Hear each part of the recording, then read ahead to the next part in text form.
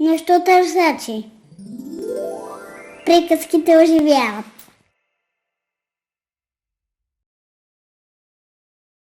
Имало едно време една маймуна, която изгониха от острова на маймуните, защото била много стисната. Била много тъжна, но и хрумнала една идея. Да се построи сал, с който да се върне при маймуните. Ей, какъв як сал направих! Браво, маймунчо! Ще занеса банани на моите приятели. Пълен напред!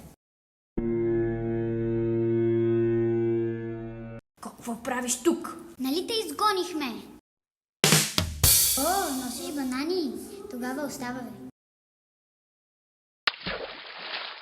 Ядаха толкова много банани, че коремите им се надуха и излечаха в небето.